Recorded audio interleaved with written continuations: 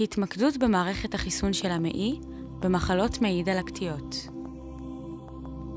מחלת מעי דלקתית מאופיינת בדלקת כרונית של מערכת העיכול.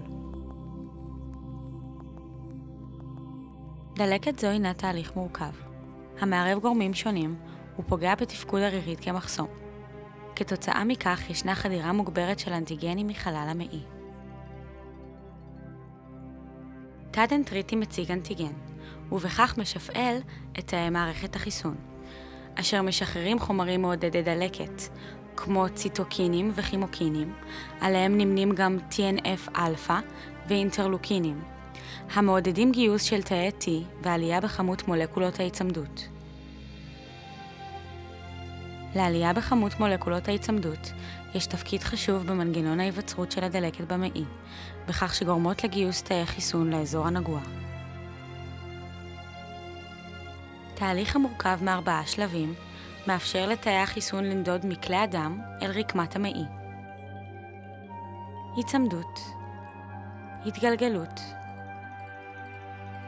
שפעול של אינטגרינים, עצירה, אשר מאפשרת לתא החיסון המתגלגל לעבור מכלי הדם לרקמת המעי המודלקת. מולקולות שונות מעורבות בתהליך הנדידה של תאי החיסון לאזורים שונים בגוף. נמנות עליהן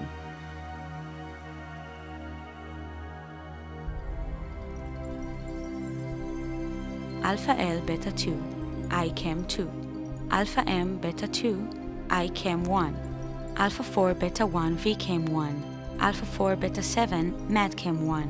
אולם, רק אחדות מהן אחראיות על קביעת האתר אליו ינדדו התאים. נמנות עליהן CCL20, CCR6, CCL25, CCR9, CCL28, CCR10. מנגנון אחד כזה הוא הקישור בין Alpha 4 Beta 7 למולקולת ההיצמדות MADCAM1.